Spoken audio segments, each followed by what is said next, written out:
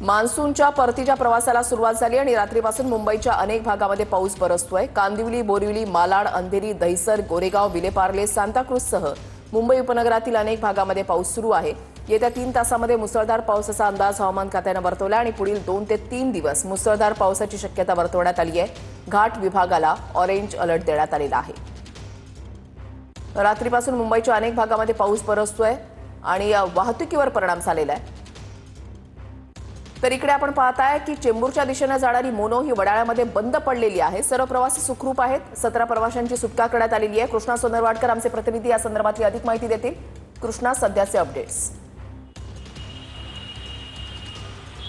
वृषाली, सध्या मी वडाळा परिसरामध्ये आहे आणि वडाळा परिसरामध्ये आपण पाहतो की मोनोरेल बंद पडल्यानंतर ते अजून सुद्धा ट्रॅकवरती आहे। या मोनोरेलमध्ये एकूण 17 प्रवासी सकाळच्या सुमारास प्रवास करत होते, मात्र अचानकपणे ट्रॅकवरती मध्ये पडल्यामुळे अग्निशमन दलाच्या जवानांना पाचारण करण्यात आलेलं होतं आणि त्यांच्या मदतीनं या 17 प्रवाशांना दुसऱ्या मोनोरेलमध्ये शिफ्ट करण्यात आलं आणि मात्र अजून सुद्धा तांत्रिक कारण जे आहे ते सॉल्व्ह झालेलं नाही आणि म्हणून मोनोरेल ही ट्रॅकवरती थांबल्याचं पाहायला मिळते। दुसरीकडे त्यांची जी टेक्निशियन टीम आहे ती सध्या मोनोरेलमध्ये आपल्याला पाहायला मिळते आणि ते हा जो प्रॉब्लेम आहे तो सोडवण्याचा प्रयत्न करतात। खाली अग्निशमन दलाचे जवान अजून सुद्धा उपस्थित आहेत, ते रेस्क्यू ऑपरेशनमध्ये सुद्धा सहभागी झालेले होते आणि आताही आपण पाहतो की एकाच ट्रॅकवरती या 2 मोनोरेल तांत्रिक कारणामुळे एक मोनोरेल बंद पडल्यामुळे दुसरी सुद्धा मोनोरेल जी आहे ती खोळंबून पडलेली आहे।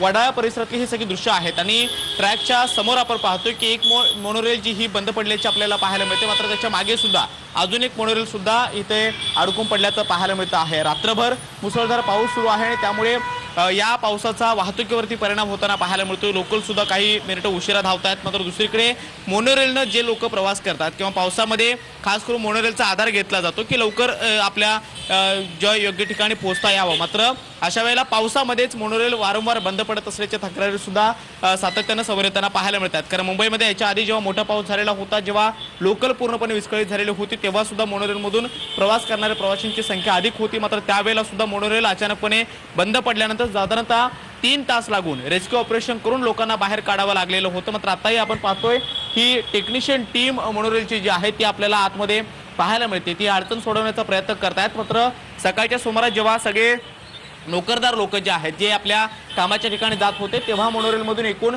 17 प्रवासी प्रवास करत होते, मात्र अचानकपणे मोनोरेल या वडाळा परिसरामध्ये बंद पडले आणि त्यानंतर ट्रॅकवरून ती हालत नव्हती। म्हणून बराच वेळ वाट पाहून अग्निशमन दलाच्या जवानांना सुद्धा या ठिकाणी बोलवण्यात आलं। अग्निशमन दल या ठिकाणी पोहोचलं आणि त्यानंतर 17 प्रवाशांना दुसऱ्या एका बाजूच्या ट्रॅकवरती असणाऱ्या दुसऱ्या मोनोरेलमध्ये शिफ्ट करण्यात आलेला आहे। सध्या मोनोरेलमध्ये एकही प्रवासी नाहीये, मात्र त्यांची टेक्निशियन टीम जी आहे ती हा जो काही प्रॉब्लेम आहे तो सोडवण्याचा प्रयत्न करते आहे। वडाळ्याच्या खालच्या या सगळ्या परिसरामध्ये आपण पाहतोय की खाली अग्निशमन दलाचे जवान सुद्धा या ठिकाणी पाहायला मिळत आहेत, त्यांची गाडी सुद्धा अजून आहे आणि जवळपास 3 अग्निशमन दलाच्या गाड्या या ठिकाणी रेस्क्यू ऑपरेशनच्या दरम्यान पोहोचलेल्या होत्या, मात्र आता त्यापैकी एक गाडी या ठिकाणी पाहायला मिळते आहे। अजून सुद्धा अडचण ही सुटलेली नाही आणि म्हणून मोनोरेल जोपर्यंत ट्रॅक करून हलत नाही तोपर्यंत अग्निशमन दलाचे जवान जे आहेत ते सुद्धा या ठिकाणी पाहायला मिळणार आहेत। सध्या तरी आपण पाहतो की हा प्रॉब्लेम सोडवण्याचा प्रयत्न मोनोरेलच्या जे काही टेक्निशियन डिपार्टमेंटचे जे काही कर्मचारी आहेत, अधिकारी आहेत, ते सध्या तरी करताना पाहायला मिळत आहेत। नक्कीच धन्यवाद कृष्णा दिलेल्या सविस्तर माहितीसाठी।